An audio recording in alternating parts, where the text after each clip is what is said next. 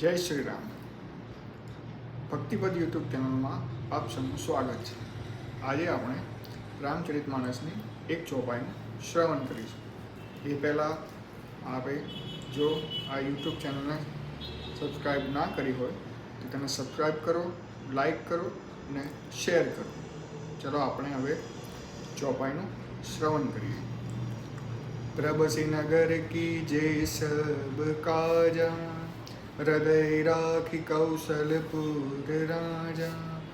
ગરલ સુધારિપુ કરહિ મિતાય, ગોપદ સિંધુ અનલ શીતલાય. એનો ભાવાર્થ છે, અયોધ્યાપુરીના રાજા શ્રી રઘુનાથજીને હૃદયમાં રાખીને નગરમાં પ્રવેશીને સર્વે કાર્ય કરો. જેને શ્રી રામચંદ્રજીએ એકવાર કૃપા કરીને જોઈ લીધું તેની સાથે શત્રુ પણ મિત્રતા કરવા માંડે.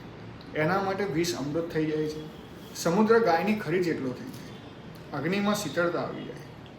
તો આ ચોપાઈનો સામાન્ય અર્થ છે.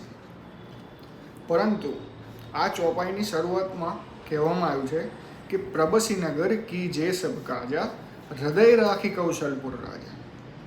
તો આપણે એનો ઉપયોગ જ્યારે આપણે અજાણ્યા સ્થળે જઈએ, યાત્રા પર જઈએ, ઘરની બહાર નીકળીએ, સાધન ચલાવતા હોઈએ, એ પહેલાં આપણે આ ચોપાઈ બોલીને જો આપણા કામની શરૂઆત કરીએ તો પરમાત્મા આપણી સહાયતા કરે.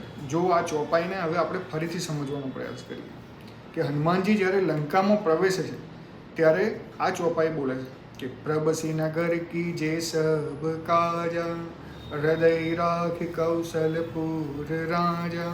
એટલે લંકામાં તમે પ્રવેશ કરો, પણ કેવી રીતે કે હૃદયમાં તમે કૌશલપુરના રાજા ભગવાન રામને રાખીને તમારું કાર્ય કરો.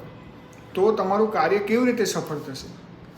તો એમાં કહે છે કે સમુદ્ર નાની ખરી જેવો થઈ જશે, વિષ અમૃત જેવું થઈ જશે. એટલે કહેવા એવું માગે છે કે તમારું દુષ્કર કાર્ય પણ સુગમ અને સરળ થઈ જશે.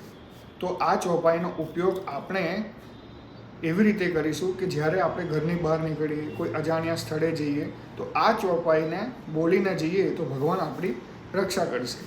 જય શ્રી રામ.